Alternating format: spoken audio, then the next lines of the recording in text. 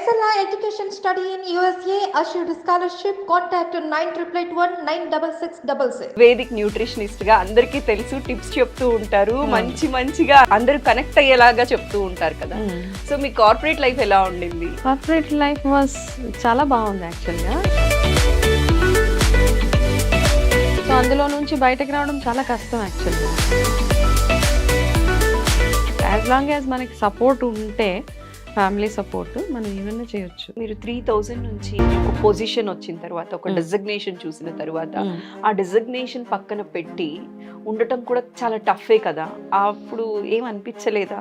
అంటే నార్మల్ సిచ్యువేషన్స్లో అయితే అలా అనిపించేదేమో.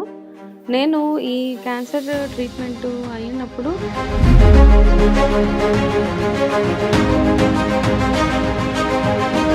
ఓకే ట్రీట్మెంట్ అవుతుంది, కూర్చోవచ్చా, టైంపాస్, ఎవరు నన్ను ఏం అడిగేవాళ్ళు లేరు, టైంపాస్గా ఉండొచ్చా అంటే లేదు, సంథింగ్ డిఫరెంట్గా చేద్దాము. ఇంతకు మించిన బాధ లైఫ్లో వద్దురా భగవంతుడు అనిపించాక. చేదు మూమెంట్ అంటే ఏం చెప్తారు? అది దాని క్యాన్సర్ పీరియడ్ కాకుండా మనకు బాగా కావాల్సిన వాళ్ళు మనకు దూరం అయిపోతూ వెళ్ళిపోతూ ఉంటారు. అవి హ్యాండిల్ చేయడం రావాలి నాకు. ఇంకా నా లైఫ్లో మా అమ్మ పోయారు, అమ్మని తలుచుకున్నప్పుడల్లా ఏడుపు వచ్చేస్తుంది.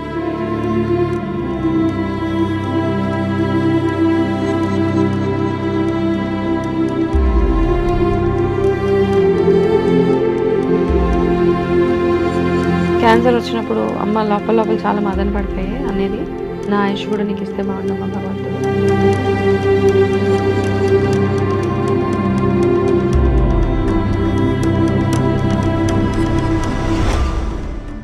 నమస్కారం, ఐడ్రీమ్ ప్రేక్షకులకు స్వాగతం. ముందుగా మీ అందరికీ ఉగాది శుభాకాంక్షలు. ఇవాళ మనతో పాటు ఉన్నారు వనజ రామశెట్టి గారు. ఉగాది అనగానే మనకి గుర్తొచ్చేది ఉగాది పచ్చడి. ఉగాది పచ్చడి మనకి ఏం చెప్తుంది? జీవితం అంటే షడ్రుచుల సమ్మేళనం. అయితే వనజ రామశెట్టి గారి జీవితంలో కూడా మనం చాలా విషయాలు తెలుసుకోవాల్సినవి ఉన్నాయి. ఆవిడ చాలా మందికి ఇన్స్పిరేషన్ కూడా. వారితో మాట్లాడి వారి జీవితంలో జరిగిన అన్ని విషయాల గురించి తెలుసుకుందాం. నమస్కారం. సురేఖ, ఉగాది శుభాకాంక్షలు. మీకు ప్రేక్షకులందరికీ క్రోధినామ సంవత్సరం శుభాకాంక్షలు. థ్యాంక్ యూ అండి. మేడం, మీ క్వాలిఫికేషన్ గురించి, మీ కెరియర్ గురించి చెప్తారా? అంటే టారో కార్డ్ రీడర్గా, వేదిక్ న్యూట్రిషనిస్ట్గా అందరికీ తెలుసు, టిప్స్ చెప్తూ ఉంటారు, మంచిగా అందరూ కనెక్ట్ అయ్యేలాగా చెప్తూ ఉంటారు కదా. సో మీ కార్పొరేట్ లైఫ్ ఎలా ఉండింది? కార్పొరేట్ లైఫ్ వాస్ చాలా బాగుంది యాక్చువల్గా. అంటే అదొక ఫేజ్ ఆఫ్ లైఫ్ అనమాట. కార్పొరేట్లోకి వెళ్తే మనం ఆ వరల్డ్లోనే ఉంటాం, ఇంకా మనం రియాలిటీకి చాలా దూరంగా ఉంటాం. ఓకే ఓకే సో అందులో నుంచి బయటకు రావడం చాలా కష్టం యాక్చువల్గా. ఎన్ని ఇయర్స్ వర్క్ చేశారు madam? Almost 20 years in corporate. 20 years. Designation తెలుసుకోవచ్చా? నేను I was head of customers. అంటే ఐ స్టార్టెడ్ ఫ్రమ్ స్క్రాచ్. ఒక చిన్న ఎగ్జిక్యూటివ్ నుంచి స్టార్ట్ అయ్యి, ఓకే, అక్కడి నుంచి 3000 రూపీస్ శాలరీ నుంచి నేను స్టార్ట్ అయిన నా career. My last drawn salary was 3.5 lakh so per month. So అక్కడ దాకా 3.5 lakhs per month ఎర్న్ చేసేవాళ్ళు. ఆన్ టాప్ ఆఫ్ దట్ మీకు మార్కెటింగ్ కమిషన్స్ ఇవి కూడా పర్సెంటేజ్ కూడా వచ్చేది. Lot of other perks, benefits అవన్నీ ఉండేవి. బాగుండేది అనమాట. ఆ గ్రోత్ చాలా బాగుంటది కదా. గ్రాఫ్ ఎప్పుడు అలా పైకి చూస్తున్నప్పుడు మనకి చాలా బ్యూటిఫుల్ గా ఉంటది. సో నా క్వాలిఫికేషన్కి వచ్చేటప్పటికి యాక్చువల్గా నేను ఇంటర్మీడియట్ అవ్వగానే మా ఇంట్లో కాస్త ఎర్లీ మ్యారేజెస్, అవి మ్యారేజ్ చేసేసారు.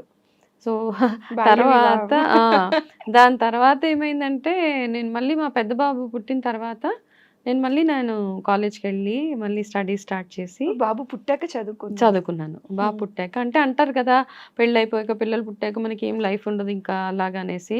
But it's nothing like that. As long as మనకి సపోర్ట్ ఉంటే, ఫ్యామిలీ సపోర్ట్, మనం ఏమైనా చేయొచ్చు. ఆ తర్వాత చదువుకున్నాను. డిగ్రీ గ్రాడ్యుయేషన్ అవ్వగానే యాక్చువల్గా మా మదర్ది ఓన్ స్కూల్ ఉండేది ఆవిడకి. My mother use to run her own school. మా అమ్మ నన్ను చాలా ఫోర్స్ చేసేవాళ్ళు, స్కూల్ బిజినెస్ హ్యాండిల్ చేయంటే. నాకు ఎందుకో నచ్చేది కదా స్కూల్ అంటే. బికాస్ అక్కడ ఉన్న టీచర్స్ కానీ వాళ్ళందరూ మనకంటే ఏజ్లో పెద్దవాళ్ళు, మనం వెళ్ళి ఏమి మేనేజ్ చేస్తామన్న ఒక థాట్లో ఉండిపోయి, లేదని నేను జాబ్ సర్చ్, ఏదో నాకు వచ్చిన జాబ్ చిన్నగా ఒక చిన్న అసోసియేట్ జాబ్ ఏదో వచ్చింది. అది 3000 రూపీస్ అన్నాను కదా. సో ఆ జాబ్కి వెళ్ళేదాన్ని. ఓకే, ఆ జాబ్కి వెళ్ళిన ఒక 6-7 monthsకి నాకు ఒక మంచి జంప్ వచ్చింది. అక్కడే I was working for GE అనమాట. Okay. స్టార్టింగ్ ఎంఎన్సీలో స్టార్ట్ అయ్యింది నా Wow. జాబ్. ఏ సో ఇయర్ మేడం మీరు starting job I think in 2000. 2000? Okay. అయితే అప్పుడు ఆ జాబ్ వచ్చిన తర్వాత కాస్త కార్పొరేట్ అంటే ఏంటి, ఎట్లా ఉంటుంది ఇవి అనమాట. లెర్నింగ్ ప్రాసెస్సే, ఓకే. పెద్ద నేను తెలివైన దాన్ని అని ఏమి కాదు. అయితే అక్కడ కూడా లెర్నింగ్ ప్రాసెస్లో ఒక్కొక్కసారి ఫెయిల్యూర్స్ ఉండేవి, తిట్లు పడేవి మేనేజర్స్ తోటి, ఏడ్చిన రోజులు ఉన్నాయి, ఓ ఇవన్నీ ఉండేవి. కానీ ఇప్పుడు అంటే కొత్త కాబట్టి మనం నేర్చుకోవాలి అంటే అవన్నీ తప్పదు. చాలా మంది ఏంటంటే మేనేజర్ తిట్టారో బాస్ తిట్టారో వాళ్ళ మీద అలిగి బయటకు వచ్చేస్తారు, జాబ్ మానేస్తాం మేము, జాబ్ మాకొద్దు ఈ మానేస్తాం. జాబ్. కానీ నా చాయిస్ కదా, జాబ్ చేయడం నా చాయిస్ కాబట్టి వీళ్ళు తిట్టే నేను బెటర్ అవ్వడానికే, నేను ఇంప్రూవ్ అవ్వడానికే కాబట్టి ఓకే అవన్నీ లెర్నింగ్స్ మనకి పనికొచ్చింది బుర్రలో పెట్టుకొని పనికి రానివి చెవులోంచి తీసేద్దాం అనిపించింది మనసులో నుంచి. సో అలాగా ఇంప్రూవ్ అయ్యాను. దాని తర్వాత కొన్ని రోజుల తర్వాత I think I was the best employee. ఎక్కడికి వెళ్ళినా కానీ people use to love my performance. So అలాగా ఉండే, చాలా కమిటెడ్గా డెడికేటెడ్గా ఎక్కడ ఏ ఫ్లా లేకుండా చూసుకోవడము, ఇలా వర్క్ వైజ్ అలాగే ఇంప్రూవ్ అయ్యాను. అలాగే అంటే నేను ఎంత కమిటెడ్గా అయితే జాబ్ చేశానో అంతే అదే విధంగా నాకు రిటర్న్ వాట్ నా గ్రోత్ పరంగా అన్ని రకాలుగా చాలా బ్యూటిఫుల్గా ఉంది. అప్పటి నుంచి కూడా నేను అంటే I work for almost 4-5 companies. ప్రతి ఒక్క ఆర్గనైజేషన్లో బాసెస్ అందరు ఇప్పటికీ నాతో టచ్లో ఉంటారు. సో అది క్వాలిఫికేషన్కి వచ్చేటప్పటికి గ్రాడ్యుయేషన్ అవ్వగానే నేను ఇక్కడ జాబ్ వచ్చింది. బట్ అప్పుడు అనిపించింది అనమాట ఇంకా ఏదైనా చేస్తే బాగుంటుంది అని చదువు పరంగా. అప్పుడు మళ్ళీ నా పోస్ట్ గ్రాడ్యుయేషన్ ప్యారలల్గా నేను జాబ్ చేస్తూ I done my post graduation. దాని తర్వాత ఆ పోస్ట్ గ్రాడ్యుయేషన్ అయిపోయిన తర్వాత మనకంటే అదొక ప్రైడ్ అనమాట. పోస్ట్ గ్రాడ్యుయేషన్ చేసాము, జాబ్ ఉంది అంటే అదొక pride. At the same time ఏంటంటే మనం జాబ్ చేస్తున్నప్పుడు ఫర్దర్గా మన స్కిల్స్ యాడ్ చేసుకోవాలి, మన నాలెడ్జ్ పెంచుకోవాలి అని నేను చాలా చిన్న చిన్న కోర్సెస్ అవి చేస్తూనే ఉండేదాన్ని. ఈవెన్ నౌ ఇప్పుడు కూడా చూస్తే ఏదైనా నాకు బెనిఫిట్ అవుతుంది ఒక కోర్స్ అంటే షార్ట్ టైం 6 months 8 months చేసేస్తూనే ఉంటాను అనమాట. ఇప్పటికీ కూడా. మీరు పీజీ చేసేటప్పుడు ఎన్ని కోర్సెస్ చేశారండి? నేను PG 2 years PG 2 years PG చేశారు. పీజీ చేస్తూ కూడా ఇంకొన్ని కోర్సెస్ కూడా చేశారు కదా, హెచ్ఆర్ రిలేటెడ్ కోర్సెస్ అని, మేనేజ్మెంట్ కోర్సెస్ అని, చిన్న 3 months 6 months short term courses ఏది ఉన్నా అంటే నాకు పనికొచ్చేవి, నా గ్రోత్కి కానీ పర్సనల్గా ప్రొఫెషనల్గా రెండు రకాలుగా నాకు పనికొచ్చేవి ఏది ఉన్నా నేను I will just go ahead. అంటే ర్యాండమ్గా ఏది పడితే అది వెళ్ళిపోను.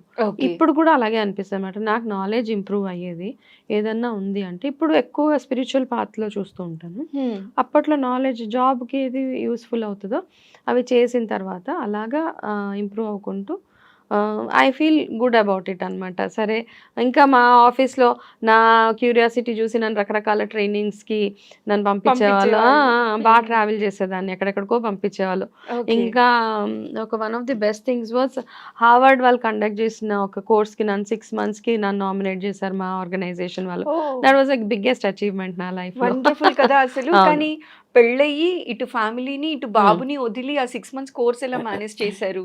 I was able. అది రీసెంట్ మా బాబు పెద్దవాడు అయిపోయాక అయింది కాబట్టి those things are all very nice అనమాట.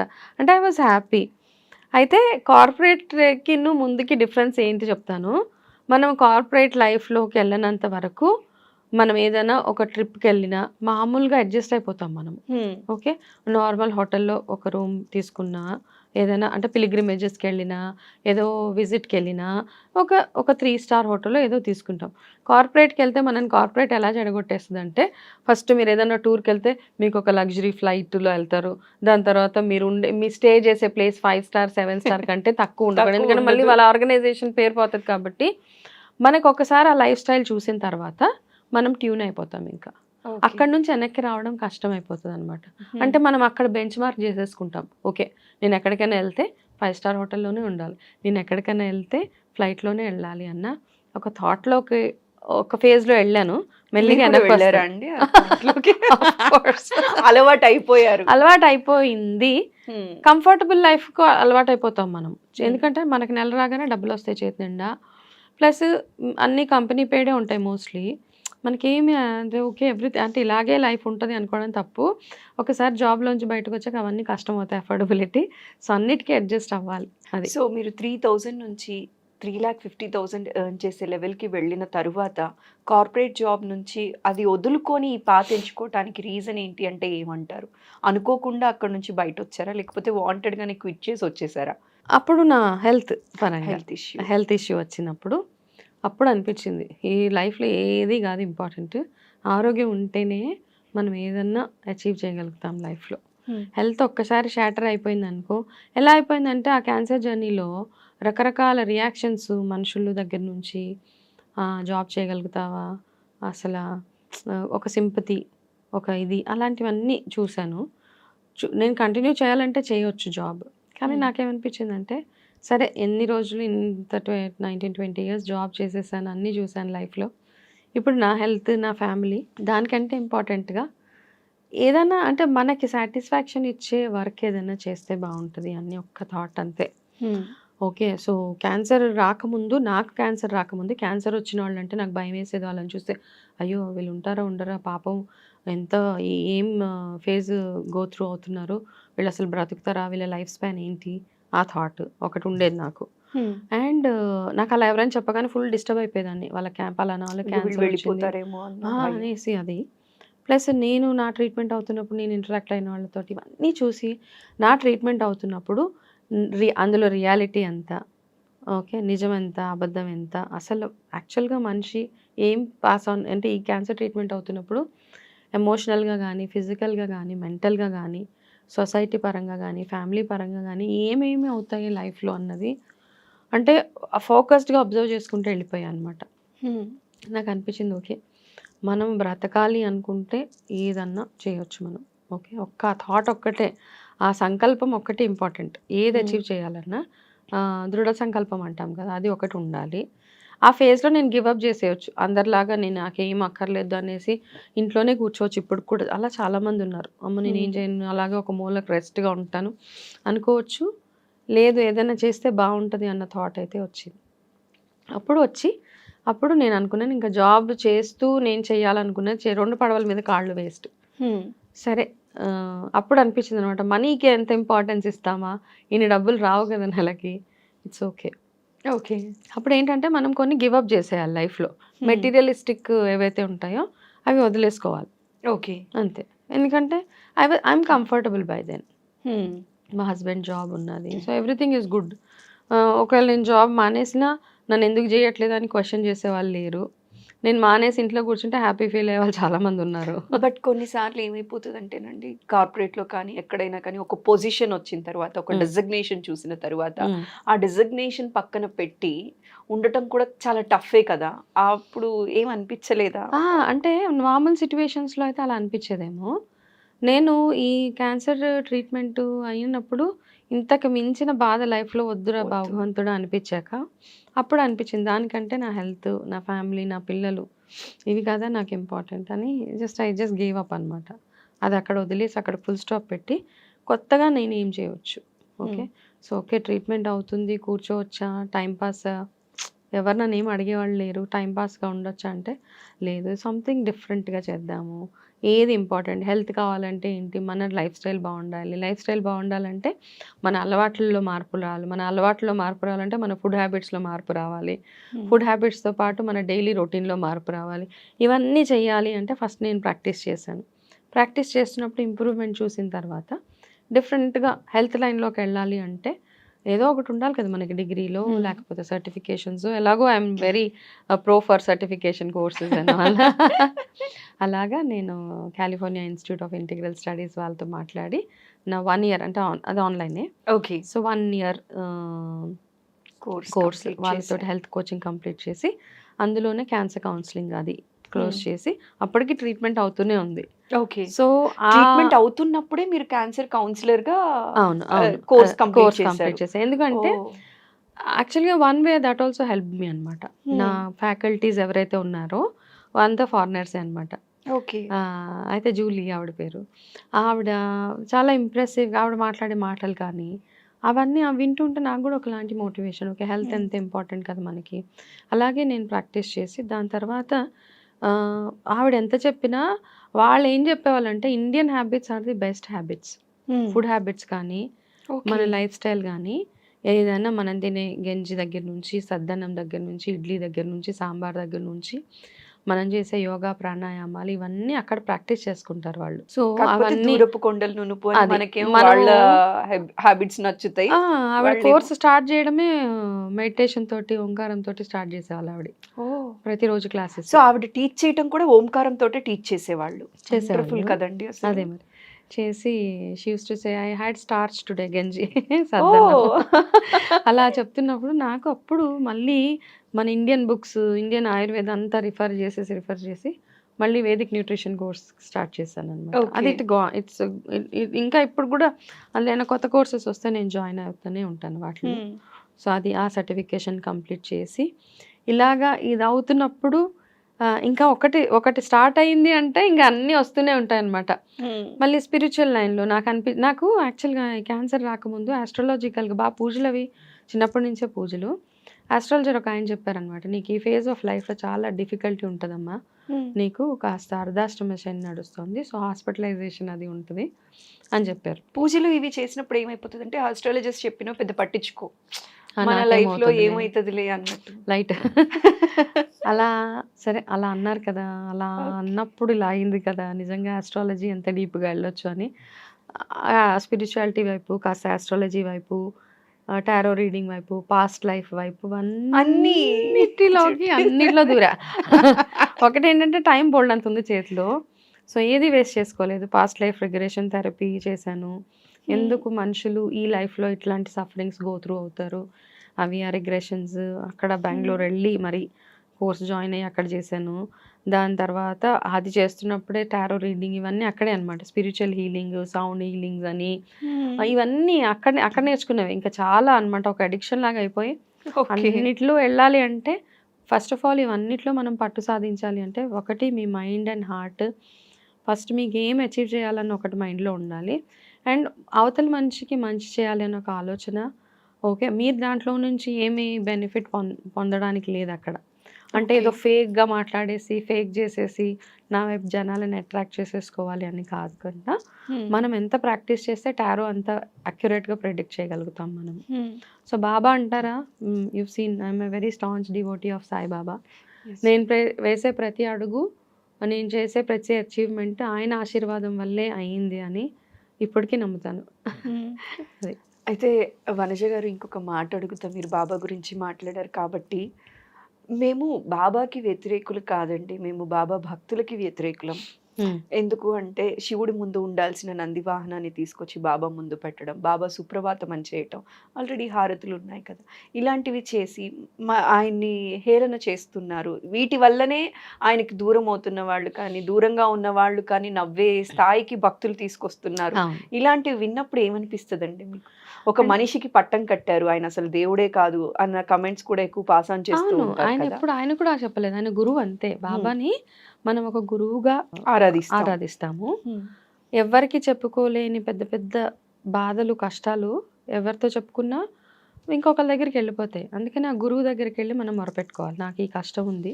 హ్మ్. కన్ఫెషన్స్ అంటాము. ఆ కన్ఫెషన్స్ ఆయన గురువే. ఆయన ఏనాడు చెప్పలేదు నేను భగవంతుడినని. ఆయన కూడా అందరిని ఆరాధించేవారు. శివారాధన చేసేవాళ్ళు ఆయన. కానీ మనకి ఆ భగవంతుడి మీదున్న భక్తిని మనం ఆయన మీదున్న భక్తిని చూపించుకోవడానికి రకరకాల ఏమంటారు పాలాభిషేకాలంటారు, 1000 లీటర్లంటారు, 100 లీటర్లంటారు, లేదా పెద్ద పెద్ద బంగారు కిరీటాలంటారు, వెండి కిరీటాలు, బంగారు గుడి. అసలాయన అవేమీ అడగలేదు. హ్మ్. అది మనం చేస్తున్నాం. అక్కడ హ్మ్. అడగలేదు. ఆయన లేరు హ్మ్. కదా! ఆయన సమాధిలోనే ఉన్నారు. హ్మ్. ఆయన ఏమన్నారు? ఆయన సింపుల్‌గా ఆయనకే ఒకవేళ లగ్జరీస్ కావాలి అనుకుంటే, ఆయన ఎప్పుడో మంచి బిల్డింగ్‌లో ఉండి, పట్టు పాన్పుల మీద పడుకునే అంత ఇది ఉంది. ఆయన గోను పట్ట మీద చిన్న ఇటుకరాయి పెట్టుకొని పడుకునేవాళ్ళు. పడుకునేవారు. ఒక్క ముద్ద తిండి తినేవాళ్ళు. అందరి దగ్గర నుంచి భిక్షాటన భిక్షాటన చేసుకొచ్చి చేసి, తినేవారు. అందులోదే తిని మిగిలిందంతా ఇచ్చేసేవారు. అంత సింపుల్‌గా లైఫ్ లీడ్ చేసే మనిషికి హ్మ్. ఆయనకెవరు లేరు కూడా. మనం చేసే మనకి ఆయన మీదున్న భక్తిని ఎలా చూపించుకోవాలో తెలవక, ఇవన్నీ ఎక్స్‌ట్రాలు చేస్తున్నాం అసలు. ఆయన అడగలేదు. హ్మ్. బట్ నా సజెషన్ ఏంటి అంటే, ఆయన అడగలేదు. ఆయనకి ఏది అంటే ఇష్టము అంటే, హ్మ్, ఏదో పక్షులు, పశుపక్షాదులకి ఏమైనా మనం పెట్టి, అవసరం ఉన్న వాళ్ళకి సహాయం చేస్తేనే ఆయన ఆశీర్వాదం మనం పొందగలుగుతాం. హ్మ్. అడిషనల్‌గా మీరు చేసే బంగారం పూతలు, నందులు, వాహనాలు అవన్నీ చేసే కంటే కూడా ఎవరికైనా లేని వాళ్ళకి మనం ఏదైనా సహాయం చేసి ఒక ఎడ్యుకేషన్ ప్రొవైడ్ చేసో ఫుడ్ ప్రొవైడ్ చేసి అట్లాంటివి చేస్తే 100% భగవంతుడి ఆశీర్వాదం మనకి వస్తుంది అనమాట. అంతేగాని అంటే మీరు అన్నట్టుగా ఏదో వాళ్ళని హేళన చేసేలాగా ఆయన అడగలేదు. ఈ మధ్య ప్రతి దేవుడిని అలాగే చేస్తున్నారు. రకరకాలుగా లేనివి రెమెడీస్ అని కొత్త కొత్తవి ఏవేవో క్రియేట్ చేసేసి చెప్తూ ఉన్నారు. సో అవన్నీ ట్రాష్. మనం నమ్మకుండా మన సెన్సెస్ మన దగ్గర ఉంచుకుంటే సరిపోతుంది. How you feel? I feel very అబ్బా సాడ్. బాబాని ఇలా అంటున్నారే, మనకి నచ్చిన బాధ వాళ్ళని వేస్తది. ఒకటి అంటేనే మనం తట్టుకోలేం. నాకు చాలా అనిపిస్తుంది రియల్లీ. నాకు చాలా చాలా ఈ రోజుకి నేను మా ఇంట్లో బాబా బొట్టు పెట్టుకోకుండా ఇంట్లోంచి అడుగు బయట పెట్టను. ఆయన తలుచుకోకుండా ఏ పని మొదలు పెట్టను కూడా. ఇవన్నీ విన్నప్పుడు నెగిటివ్ కామెంట్స్ ఈ మధ్య ఆయన భగవంతుడు కాదు అందరూ చెప్తారు, ఆయన గురువు అంతే. ఆయనను గురువుగానే ఆయన బోధించిన మంచి మాత్రమే మనము అర్థం చేసుకోవాలి. తప్పిస్తే ఎవరో ఏదో అనుకుంటారు, దాన్ని జస్ట్ ఇగ్నోర్ చేసేయాలి అంతే. మూర్ఖులు ఎంతమంది మోయిపించగలుగుతాం మనం? జస్ట్ సైలెంట్గా ఉండాలి. బాధ అనిపిస్తుంది, బట్ ఆయన ప్రూవ్ చేసేసుకున్నారు ఆల్రెడీ. ఈ మాటల గురించి పట్టించుకోవాల్సిన అవసరం. మీ లైఫ్ గురించి మాట్లాడినప్పుడు కూడా మీరు అంత ఎమోషనల్ గా అవ్వరు. బాబా గురించి మాట్లాడుతుంటారు, మీ కళ్ళు అట్లా చెమర్ చేసి మేనేజ్ చేసుకుంటూ ఉన్నారు. It shows how much you love Baba అనేది. ఎందుకంటే నేను లైఫ్లో కష్టాలు ఉన్నాయి, అప్స్ అండ్ డౌన్స్ అందరికి లాగే నాకున్న. అదేం పెద్ద ఓ సిల్వర్ స్పూన్ వేసేసి రెడ్ కార్పెట్ కాదు. లైఫ్లో డౌన్స్ ఉన్నాయి, అప్స్ ఉన్నాయి. ఆ డౌన్స్లో ఎప్పుడు నేను భగవంతుడి మీద బాబా మీద హోప్ వదిలేదు. నువ్వు ఇలాగే చేసావు, నా లైఫ్ ఎందుకు ఇలా చేసావు అని ఎప్పుడు అనలేదు. ఓకే, ఇందులో నుంచి నేను ఏదో నేర్చుకోవాలని నాకు ఈ ఫేజ్ ఇచ్చావు లైఫ్లో. నేను ఎప్పుడు కింద పడ్డా అందులో నుంచి చాలా స్ట్రాంగ్గా బయటకు వచ్చాను. అది మాత్రం ఆయన నాకు నేర్పించింది అనమాట. ఆయన మీకు నేనున్నాను అని చెప్పిన సంఘటన ఇదేమో అనిపించిన లాంటి అద్భుతం మీ జీవితంలో ఏదైనా జరిగిందా అంటే ఒక్క ఇన్సిడెంట్ చెప్పమంటే ఇది చెప్తారండి? ఈ ఫేజ్లో కరెక్ట్గా ఈ మొమెంట్లో నాకు బాబా ఇది చేశారు అని నాకు ఆ ఫీల్ నాకు కనిపించిందని. చాలా ఇన్సిడెంట్స్ మీ లైఫ్లో జరుగుంటాయి, అలాంటిది ఒకటి చెప్పమంటే ఏది చెప్తారు? ఇప్పుడు రీసెంట్లో అయితే నేను ఈ పెద్ద జర్నీని బయటకు వచ్చి ఇందులో నుంచి నేను ఈ రోజు అంటే అట్లీస్ట్ పీపుల్ నో మీ. వనజ రామశెట్టి అంటే అందరికీ తెలుసు అంటే అది ఆయన ఆశీర్వాదమే. ఇంకో చిన్న ఇన్సిడెంట్ పెద్దదే నా లైఫ్లో. అప్పుడు నేను జాబ్ స్టార్ట్ చేసినప్పుడు ఏంటంటే నా సెపరేట్ ఫ్యామిలీ, నాకు జాబ్ చాలా అవసరం అప్పుడు. యాక్చువల్లీ ఇంకా నాకు అప్పుడు అవసరమైన స్టేజ్లో జాబ్ ఉందన్నమాట. ఒకప్పుడు అవసరం అనిపించేది కాదు. అప్పుడు చాలా ఒక ఫేజ్ వస్తుంది కదా అందరికీ. ఖచ్చితంగా. అప్పుడు ఏమైందంటే నేను వర్క్ చేసే కంపెనీలో జాబ్స్ అందరినీ లే ఆఫ్ చేసేస్తున్నారు. అప్పుడులోనే తీసేస్తున్నారు. తీసేసి ఏం చేశారంటే అంటే ఆ కంపెనీ టేక్ ఓవర్ అయిపోతుంది అనమాట. ఓకే. ఆ టేక్ ఓవర్లో ప్రాసెస్లో ఒక 10 years ఎక్స్పీరియన్స్, 9 years ఎక్స్పీరియన్స్ వాళ్ళని మాత్రమే వాళ్ళు కన్సిడర్ చేసి ఆ కొత్త కంపెనీ వాళ్ళు పాత కంపెనీ సేల్ అయిపోయింది, మర్జింగ్. నాకు just I think 2-3 years of experience ఉంది అప్పుడు అంతే. అయిపోతే వాళ్ళు మాకేం చెప్పారంటే మీరు రేపు అందరితో మాట్లాడి ఎవరికైతే క్వాలిఫై అవ్వరో వాళ్ళకి మేము 2 months చెక్ ఇచ్చేస్తాము శాలరీ, మీరు వెళ్ళిపోయి వేరే దగ్గర జాబ్స్ చూసుకోండి అని చెప్పారు. సరే మేము ఆల్ వర్ ప్రిపేర్డ్. ఆ రోజు థర్స్డే మార్నింగ్ వెళ్ళాం, పొద్దున్నే వెళ్ళి ఇంకా అందరూ ఒక్కొక్కరిని పిలుస్తున్నారు, ఇంటర్వ్యూస్ చేస్తున్నారు, పంపించేస్తున్నారు. అయిపోయిన తర్వాత నైట్ అయిపోయింది. మార్నింగ్ 7కి వెళ్తే రాత్రి ఐ థింక్ అరౌండ్ 7:30, 8 అలా అయింది. అవగానే మొత్తం మేనేజ్మెంట్ అంతా వచ్చి అందరి పేర్లు పిలిచారు. పిలిచాక నేను అనుకుంటున్నాను ఓకే పేర్లు పిలిచిన వాళ్ళందరినీ పంపించేస్తున్నారు, అందులో నా నేమ్ లేదు. వాళ్ళందరినీ లోపలికి పిలిచారు, వాళ్ళందరి చేతికి చెక్స్ ఇచ్చారు. నేను ఇంకా అక్కడే ఉన్నా, నాతో కూడా మాట్లాడారు. నేను అక్కడే ఉన్నాక వాళ్ళందరినీ వెళ్ళిపోయిన తర్వాత మళ్ళీ మేనేజ్మెంట్ వచ్చి అక్కడ ఒక 8 మందిమో అవుట్ ఆఫ్ ఆల్మోస్ట్ 50-60 మెంబర్స్లో అందరినీ పంపించేసి ఆ ప్లేస్లో 8-9 మెంబర్స్ ఉన్నాం. ఆ 9 మెంబర్స్కి ఏం చెప్పారంటే మీరందరూ కొత్త ఆర్గనైజేషన్కి సెలెక్ట్ అయ్యారు. వావ్. ఆ రోజు నేను అంటే ఆ రోజు ఆఫీస్కి వెళ్ళేటప్పుడు బాబా టెంపుల్కి వెళ్ళి థర్స్డే కాబట్టి టెంపుల్కి వెళ్ళి అని మాకు ఆఫర్ ఇచ్చారు. నాకు ఎక్కడ 3,000 ఎక్కడ 25,000 శాలరీ. ఒకటేసారి పెంచేశారా? ఒకటే 3,000 నుంచి 25. My God. అది చూసి నేను 1-2 సార్లు I was like what is this, నిజమైన ఈ ఆఫర్ ఇచ్చారు అనేసి వెంటనే అప్పుడు మొబైల్ ఫోన్స్ అవి ఏమీ లేవు ఇక అని నాకు ఐ వాజ్ లైక్ అప్పుడు మా మేనేజ్మెంట్ అన్నారు అంటే నువ్వు చాలా జూనియర్.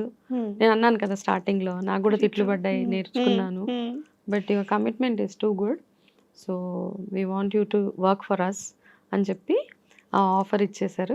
ఇవ్వగానే నాకు అసలు ఆ ఫోన్ మొబైల్ లేవు కదా! ఎవరికైనా ఫోన్ చేసి చెప్పాలంటే ఇంటికే వెళ్ళాలి ఇక. 3,000 ఎక్కడ 25,000 ఎక్కడ 25,000. ఆ కొత్త రోల్స్‌లో ఆర్గనైజేషన్ నా డెసిగ్నేషన్‌కి ఇచ్చే సాలరీ అది. సో, ఆయన ఆశీర్వాదమే కదా! అసలు ఎక్కడ ఆయన ఏ మూల నాకు హోప్ లేదు. నాకు ఇది కన్సిడర్ చేస్తారనేసి. అయిపోయిన తర్వాత వెళ్తూ ఫస్ట్ బాబా టెంపుల్‌కెళ్ళాను నైట్. అరౌండ్ 9 లాస్ట్ హారతి ఇస్తారు కదా! సేజ్ హారతి. సేజ్ హారతి టైంకెళ్ళి గబగబా అనమాట. మా ఇంటికెళ్ళాలి, మళ్ళీ మా ఇంట్లో వాళ్ళకి చెప్పాలి గుడ్ న్యూస్. గబగబా వెళ్ళి టెంపుల్ దగ్గర ఆపి ఆయనకి థ్యాంక్స్ చెప్పాలి. ఆ చేతిలో ఆ లెటర్ పట్టుకొని వెళ్ళి ఇలా దండం పెట్టుకొని అప్పుడే హారతి అవుతుంది కదా! హారతి అయ్యి వెనక్కి వెళ్ళి ప్రసాదం తీసుకో వరకు కూడా ఆగట్లేదు నేను. వెనక్కి వచ్చేస్తుంటే ఒక ముసలాయన అసలు ఇప్పటికీ తలుచుకుంటే ఇలా గూస్ బంప్స్ వస్తాయి. ముసలాయన వచ్చి నీ పనంతా అయిపోయింది కదా! ప్రసాదం తీసుకోకుండా వెళ్తావా అని అన్నారు అంతే.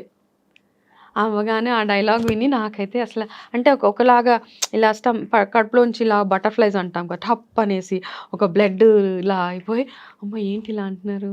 నువ్వు అనుకున్నది అయింది కదా! అని అలా ఆగి నేను మళ్ళీ వెనక్కెళ్ళి బాబా బొట్టు పెట్టుకొని వచ్చా. వస్తే ఆయన I don't know who he is, ఎక్కడ ఏంటి అంటే మాయమైపోయారు అవన్నీ కంటే కూడా నాకు అక్కడ ఆ మనిషి దాని తర్వాత నాకు తర్వాత కనపడలేదు. కనిపించలేదా నేను అండి? వచ్చేసాను జనంలో. అలా ఓహ్! అన్నారు. బట్ దారిలో వెళ్తూ ఆలోచిస్తున్నా ఎవరైనా ఎందుకు అలా అన్నారు? ఆయన అనగానే ఒక మెస్మరైజ్ లాగా అయిపోయేసి నేను ఎందుకు వెనక్కెళ్ళి ప్రసాదం తీసుకొని బొట్టు పెట్టుకొని వచ్చాను అని ఐ థింక్ ఆయన బ్లెస్సింగేగా. అంటే ఇలాంటివి విన్నప్పుడు ఏమనిపిస్తదంటే, మనం జనరల్‌గా ఎవరైనా మాట్లాడినా ఇలా కనెక్ట్ చేస్తాం. లేకపోతే దైవం మానుష్య రూపేణా అన్నట్టు అంతే. స్వయంగా కనిపిస్తారా? స్వయంగా ఆయనే. నాకు నా తెలీదు. నా విషయంలో మాత్రము మిగతా వాళ్ళు పిచ్చివాళ్ళు అని అంతే. కొట్టి పడేస్తారా తెలీదు. అంతే. ఇది అనుభూతి చెందిన వాళ్ళకి మాత్రమే అంతే. తెలుస్తుందేమో అంతే. అనిపిస్తదండి. ఇంకా ఎన్నో ఇన్సిడెంట్స్ అసలు నా లైఫ్‌లో. ఇదైతే మేజర్ థింగ్ నేను మర్చిపోలేనిది. ఆ బ్రేక్ రాబట్టే నేను నా కెరియర్‌లో అంత సూపర్‌గా ఎదిగాను అన్న ఒక నమ్మకం. ఓకే. ఆ బ్రేక్ అన్నది రాకుండా ఆ రోజు నేను ఇంటికొచ్చేసుంటే, నేను చేసిన 20 ఏళ్ల కార్పొరేట్ లైఫ్ చేసేదాన్ని కాదేమో. సో, మీ లైఫ్ అనుకున్న దానికంటే బాగా సాఫీగా జరిగిపోయింది. కరెక్ట్. అలాంటి పీరియడ్‌లో క్యాన్సర్ హిట్ చేసినప్పుడు అప్పుడు కోపం రాలేదా? ఎందుకయ్య ఇట్లా చేశావు?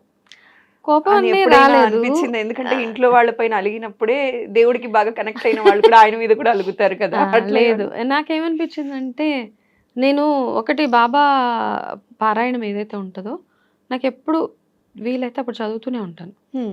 అయితే బాబా పారాయణాన్ని మనం పారాయణం బుక్‌లాగా చదవకుండా, అందులో అందులోంచి గ్రహించాల్సినవి చాలా ఉన్నాయి. మన కర్మ ఫలితాలు గానీ, హ్మ్. అవన్నీ మనం మాట్లాడే ప్రతి చెడ్డ మాట, చేసే ప్రతి తప్పు పని, మోసము, దగ ఇవన్నీ మనకి లైఫ్‌లో మళ్ళీ రిపీట్ అవుతాయి. ఏదో ఒక దగ్గర మనం అది ఏదో ఒక దగ్గర అనుభవించాల్సిందే. రిపీట్ అవుతది. సో, మనకు ఆలోచనల్ని మనం ఏం కంట్రోల్ చేయలేము. కానీ యాక్ట్స్‌ని కంట్రోల్ చేయగలుగుతాం. హ్మ్. నాకు ఫర్ ఎగ్జాంపుల్ ఎవరినైనా కొట్టాలని పిచ్చి కోపం వాళ్ళని కొట్టాలి అనే ఆలోచన ఉంది. అలా ఆలోచన రాగానే నేనెళ్ళి దానిలో ఇన్వాల్వ్ అయిపోయి వాళ్ళని కొట్టేసానే అనుకో. హ్మ్. నాకు విచక్షణే లేదక్కడ. హ్మ్. నేను దాన్ని కంట్రోల్ చేసుకొని ఓకే. వాళ్ళ కర్మకు వాళ్ళు పోతారని వదిలేస్తే అక్కడ నా విచక్షణ బయటపడతది కదా! అదే అన్నమాట. బాబా మనకు నేర్పించేదేంటంటే లైఫ్‌లో ఎన్ని అయినా ఆ విచక్షణ, వివరంతోటి మనం నడుచుకోవడం. సో, క్యాన్సర్ వచ్చింది. నాకు అనిపించింది ఓకే. నేను ఈ క్యాన్సర్ జర్నీని ఫైట్ చేయగలిగే శక్తి, ఆర్థిక స్తోమత, సపోర్ట్ అన్నీ నాకు భగవంతుడిచ్చాడు. హ్మ్. అయితే నేను ఎప్పుడో ఏదో చిన్న కర్మ ఫలితం ఈ పెయిన్ గో త్రూ సో, అవ్వాలి. కర్మ వానిష్ చేసుకుంటున్నానని అంతే. మాత్రమే అనుకున్నారు. అంతే అనుకున్నాను. ఓకే.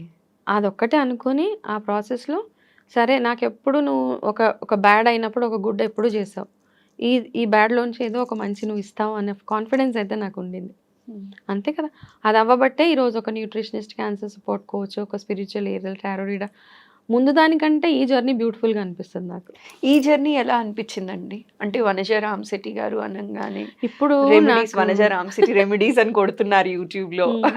సో, ఇట్లాంటివి ఎట్లా అనిపించింది? ఇది చాలా హెయిర్ ప్యాక్స్ ఎట్లేసుకోవాలి? ఫేస్ అవును. ప్యాక్స్ ఎట్లేసుకోవాలి? హ్మ్. టాన్ ఎలా పోగొట్టుకోవాలి? ఇట్లాంటివి అవును. బోలెడన్ని చెప్తూ ఉంటారు. హ్మ్. బాబా హ్మ్. పారాయణం చేసే విధి హ్మ్. విధానాలు, హ్మ్. ఉప్పు దీపం, ఇల్లంతా పాజిటివిటీ ఎలా స్ప్రెడ్ అవును. చేయాలి? అవును. అవును. ఇన్ని టిప్స్ ఇస్తూ ఉంటారు కదా! ఈ హ్మ్. జర్నీ ఎలా అనిపించింది? ఇదే కదా! ఇప్పుడు అప్పుడు నేనంటే తెలిసి నాకు అందరూ ఫ్యామిలీయే ఇప్పుడు. అప్పుడైతే ఓన్లీ కార్పొరేట్ లైఫ్. ఇప్పుడు ప్రతి ఒక్కళ్ళు నన్ను గుర్తుపడతారు. నన్ను అక్క అంటారు, అమ్మ అంటారు, వాళ్ళ ఫ్యామిలీ మెంబర్ అంటారు. చిన్నపిల్లలు కూడా నన్ను అక్క అనే పిలుస్తారు. ఓకే. సో ఒక కనెక్ట్ అనమాట. అందరిని ఎవరిని చూసినా ఒక స్మైల్ వస్తుంది, నన్ను చూడగానే నవ్వుతారు. ఇవన్నీ ఏంటంటే అబ్బా అందరూ నా వాళ్ళే అన్న ఒక ఫీలింగ్ అని ఒక మంచి it's a very good journey నాకైతే. పాజిటివ్ థాట్, పాజిటివ్ జర్నీ ఇప్పుడు నాకైతే. ఓకే. ఓవరాల్‌గా మీరు ఫస్ట్ వీడియో స్టార్ట్ చేసి ఇప్పటి వరకు ఎన్ని ఇయర్స్ అయింది? ఐ థింక్ 3 ఇయర్స్ అయింది. 3 ఇయర్స్‌లో మీకు చాలా మంచి ఆ! ఫేమ్ వచ్చిందనే చెప్పాలి. అవునవునవును. బికాజ్ చాలా మంది చాలా ఇయర్స్ నుంచి ఉన్నారు 3 ఇయర్స్‌లో. చేసినప్పటికీ కూడా Yes. చాలా లేట్‌గా సక్సెస్ పొందినా కూడా మీరు 3 ఇయర్స్‌లోనే 3 ఇయర్స్ అయింది. వనజ యాహ్! రామశెట్టి యాహ్! గారు రెమెడీస్ అని చెప్పి కొట్టేస్తున్నారు Yes. అందరూ కూడా. మీరు ఎందుకంటే చెప్పిన రెమెడీస్ అవన్నీ ఒకటి ఏంటంటే నేను అన్నీ ప్రాక్టికల్‌గా చేసి చెప్తా. నేను ఎక్కడైనా చదివినా ఇప్పుడు నా కోర్సెస్‌లో భాగంగా చెప్తారు పలానా. ఇప్పుడు వెల్లుల్లిపాయ, తైన కలిపి తింటే మనకు పలానా XYZ బెనిఫిట్స్ ఉంటాయి. అదొక 10 రోజులు ట్రై చేస్తా. చేసి దాని తర్వాతే నేను చెప్తాననమాట ఎవరికైనా. ప్రతిదీ మీరు ట్రై చేసి చెప్పిన అన్నీ ట్రై రెమెడీ. చేస్తాను. అట్లీస్ట్ వన్ టైమ్ అన్నా ప్యాక్ వేసుకుంటాను. హెయిర్ ప్యాక్ అంటాం, ఇండిగో అంటాం, అవన్నీ నేను చేస్తాను. నేను ప్రిపేర్ చేసే ఆయిల్స్ ఇప్పుడు అన్ని నేను కెమికల్ ఫ్రీ ప్రోడక్ట్స్ కొన్ని ప్రిపేర్ చేస్తాను. అవి నేను ట్రై చేస్తాను. ఫస్ట్ ట్రై చేసి మా ఇంట్లో వాళ్ళకి కూడా వాళ్ళని వాడమని చెప్పిన తర్వాతే ఎవరికైనా సజెస్ట్ చేస్తాను. చేయకుండా నేను ఏదో అమ్మేసో లేకపోతే సంథింగ్ అవన్నీ నేను బిలీవ్ చేయను బేసికలీ. ఓకే. మనం ఏదైనా చెప్తే కాన్ఫిడెంట్‌గా ఎప్పుడు చెప్తామంటే మీ అంతటా మీరు ప్రాక్టికల్‌గా దాన్ని వాడినప్పుడు, ఆ ఫేజ్‌ని గో త్రూ అయినప్పుడు ప్రాక్టికల్‌గా చెప్పొచ్చు అవన్నీ. ఓకే. వనజ గారు ఒకప్పుడు మీరు బాగా ఎర్న్ చేసిన వ్యక్తి. అయితే ఇప్పుడు ఈ జర్నీ సెలెక్ట్ చేసుకున్న తరువాత న్యూట్రిషనిస్ట్‌గా కానీ, క్యాన్సర్ కౌన్సిలర్‌గా కానీ ఆ లెవెల్ ఆఫ్ ఇన్‌కమ్ రీచ్ అయ్యారా అంటే ఏం చెప్తారు? I think I am happy with what I am getting. Okay. You are happy with what you are getting. అంతే. ఎందుకంటే ఫ్రీ సర్వీస్ నేనైతే ఫ్రీ సర్వీస్ చేయను. ఓకే. ఎందుకంటే నా కోర్సెస్, నా టైము, నా ఎనర్జీ అన్నిట్లో ఇన్వెస్ట్ చేసి ట్రూ. నేను దీన్ని నా ప్రొఫెషన్‌గా చూస్ చేసుకున్నాను. ఓకే. చాలామంది అంటారు డబ్బులు ఫీజ్ చార్జ్ చేస్తారంటే మరి ఇది నా ప్రొఫెషన్ కదా. నేను ఆ లెవెల్‌కి రీచ్ అవ్వకపోయినా నాకు వచ్చిన దాంట్లో నేను హ్యాపీగా ఉన్నాను. అంతే. అంతకుమించి గ్రీడీగా వెళ్ళకూడదు అనుకుంటా మనం. ఓకే. అంతే. సో చేదు మొమెంట్ అంటే ఏం చెప్తారు? అదర్ దెన్ క్యాన్సర్ పీరియడ్ కాకుండా. చేదు మూమెంట్స్ చేదు అంటే మొమెంట్. ఏవైతే మన చేదు లైఫ్‌లో అనుభవం. లాసెస్ ఉంటాయో, మనకు బాగా కావాల్సిన వాళ్ళు మనకు దూరం అయిపోతూ వెళ్ళిపోతూ ఉంటారో, ఐ థింక్ అవి హ్యాండిల్ చేయడం రావాలి నాకు ఇంకా నా లైఫ్‌లో. మా అమ్మ పోయారు. ఇప్పటికి 5, 6 ఇయర్ అమ్మ పోయి 5 ఇయర్స్ అయినా కానీ అమ్మని తలుచుకున్నప్పుడల్లా ఏడుపొచ్చేస్తది. I miss her so much. అలా సాడెస్ట్ మొమెంట్ అంటే అది. ఐ విష్ ఆవిడ ఎక్కడున్నా ఆవిడ బ్లెస్సింగ్స్ అయితే మీ దగ్గరే ఉంటాయి. ఎందుకంటే మా మదర్ ఈ క్యాన్సర్ వచ్చినప్పుడు అమ్మ లోపల చాలా మదన పడిపోయి అనేది, నా ఆయుష్ కూడా నీకు ఇస్తే బాగుండమ్మా భగవంతుడు అమ్మ అనేది ఆయుష్, నా ఆయుష్ నువ్వు పోసుకుని బతుకు తల్లి. అనేది. అయితే మా అమ్మ అన్నట్టుగానే అమ్మ biggest support. Of course my father, మా మదర్, బోత్ ఆఫ్ దెమ్. నేను ఈరోజు ఇలా ఉన్నాను అంటే ఇంక్లూడింగ్ మై హస్బెండ్, ఆయన గురించి చెప్పకపోతే చాలా తప్పు. మా మదర్, మా ఫాదర్ కలిపి మా హస్బెండ్ అంత సపోర్ట్ ఆయన నాకు.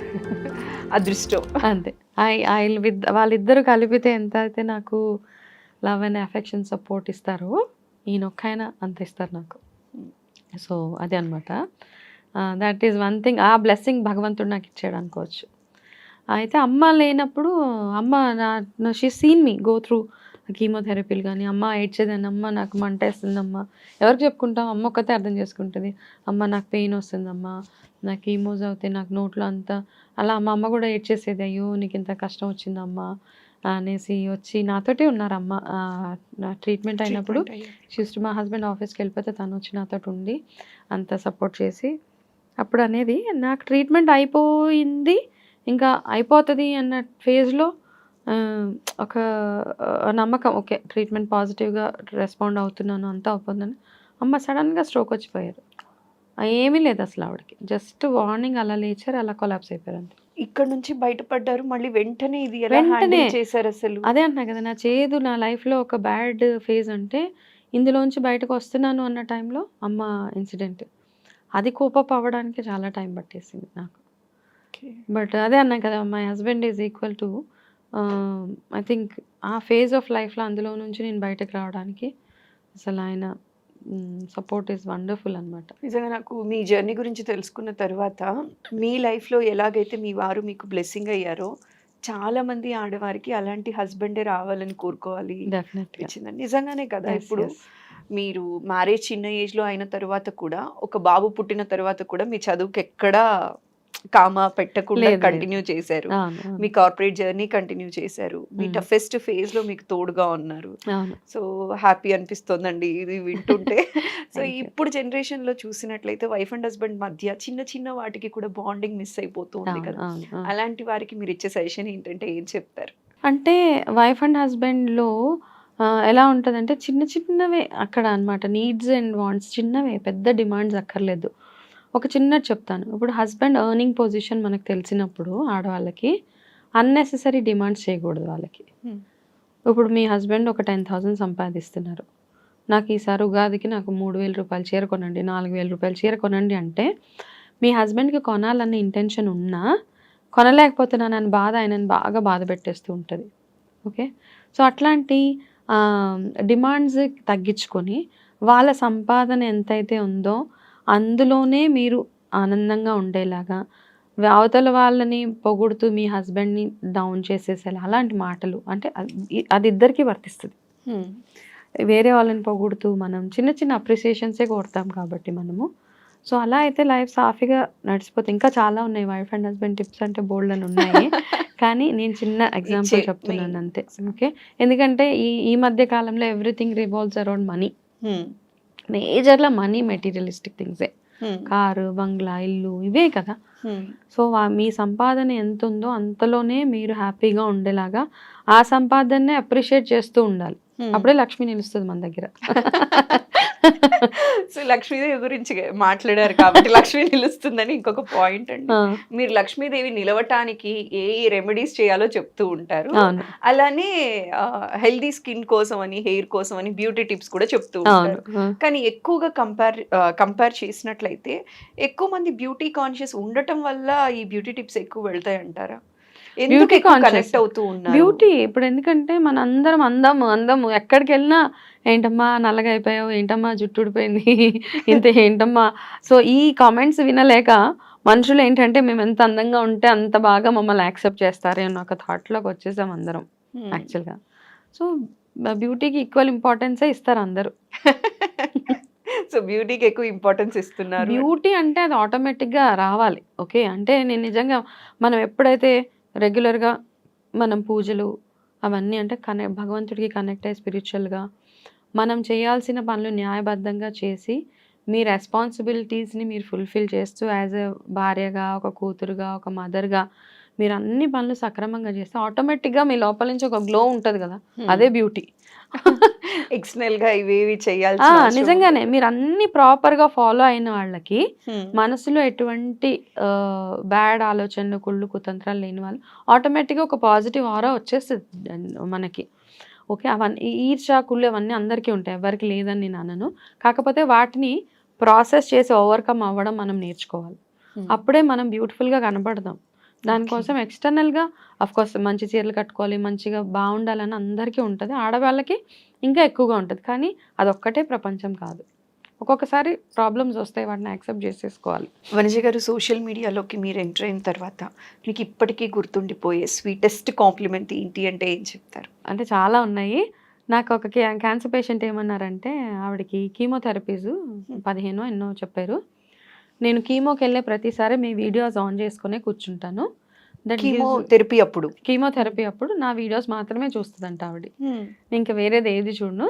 నేను ఆపరేషన్ థియేటర్కి వెళ్ళే ముందు కూడా నాకు సర్జరీ అవుతుంటే థియేటర్లోకి వెళ్ళేటప్పుడు మీ వీడియో ఆన్ చేసుకొని చూసుకుంటూ నేను లోపలికి వెళ్ళి దాని తర్వాత నా ఫోన్ డాక్టర్కి ఇస్తే ఆయన బయటకు తెచ్చేశారు.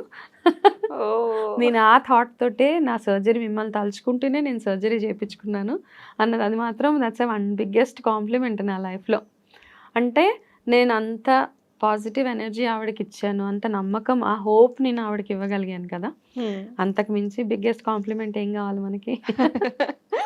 ఈ క్రిటిసిజం ఎందుకు వచ్చింది నాకు అనిపించిన మొమెంట్ ఏదన్నా ఉందా? అనుకోకుండా ఎప్పుడైనా ఆ అట్లా ఏమన్నా? క్రిటిసిజం ఎందుకంటే రాళ్ళు వస్తాయి, పూలు వస్తూ ఉంటాయి. క్రిటిసైజ్ కూడా చేస్తారు. నాకు Hmm. చాలా మంది ఇప్పుడు నేను స్పిరిచువల్ రెమెడీస్ చెప్తున్నప్పుడు ఏదేదో చెప్తారనమాట. అన్ని Hmm. మూఢనమ్మకాలు, అందరిని మోసం చేస్తున్నారు జనాల్ని. Hmm. It's okay.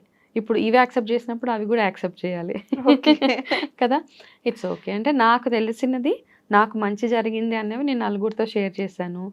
So, it's okay. అందరూ అన్నీ నమ్మాలని లేదు. ఎవరి ఆలోచనలు, ఎవరి నమ్మకాలు వాళ్ళకుంటాయి. సో, పాటించే వాళ్ళు పాటిస్తున్నారు. పాటించని వాళ్ళు పాటించట్లేదు. అలా కొంతమంది ఫ్రీ సర్వీస్ చేయరు. డబ్బులు చార్జ్ చేస్తారు. ఓకే. నా ప్రొఫెషన్ ఇది. నాకు డబ్బులు లేకపోతే మరెలాగా? నా ప్రొఫెషన్ ఇది కాబట్టి నేను చార్జ్ చేస్తా. సో మీ ప్రొఫెషన్‌లో మీరు ఇంకా అంచెలంచెలుగా ఎదుగుతూ వెళ్ళాలి. చాలా మంది లైఫ్స్‌లో హ్యాపీనెస్ స్ప్రెడ్ చేయాలని మనస్ఫూర్తిగా కోరుకుంటున్నానండి. So thank you. ఉగాది పచ్చడి లాగానే జీవితం కూడా షడ్రుచుల సమ్మేళనం. షడ్‌రుచులు ఉంటది. అందుకే ఉగాది పచ్చడి చేసేటప్పుడు సమంగా ఉండేలాగా చూసుకోండి. కొంచెం ఎక్కువ తీపి ఎక్కువ. బెల్లము, ఎక్కువ పంచదార, ఎక్కువ అరటిపళ్ళు ఏసేయక్కర్లేదు. అన్నీ ఈక్వల్‌గా వేసి తయారు చేసుకోండి. ఎలా వస్తే అలాగా. ఓకే. No problem. సో మీరు ఒక సెట్ ఆఫ్ ఎగ్జాంపుల్ అనమాట మా Yes. అందరికీ కూడా. ఎందుకు అంటే లైఫ్‌లో ఎలాంటివి వచ్చినా కూడా అన్నీ యాక్సెప్ట్ చేసి అన్నీ చూసేసి హ్యాపీగా ముందుకు వెళ్ళిపోవాలి. Yes. మనల్ని చూసి టఫెస్ట్ ఫేజ్ ఎవరైనా హ్యాండిల్ చేస్తున్న వాళ్ళు కూడా ఆవిడంత పెద్ద కష్టం నుంచే బయటపడి ఇవాళ హ్యాపీగా ఉంది కదా, అంతే. మనం ఆ ఎంత ఒక్క హోప్ ఇచ్చేస్తే అనుకోవాలి. సరిపోతుంది అంతే మనకి. కదా. థ్యాంక్ యూ సో మచ్ అండి. వెల్కమ్. మరోసారి ఉగాది శుభాకాంక్షలు. మీకు ఈ కూడా. సంవత్సరం మీకు అంతా మంచి జరగాలని మనస్ఫూర్తిగా కోరుకుంటూ థ్యాంక్ యూ సో మచ్. నమస్కారం. నమస్తే.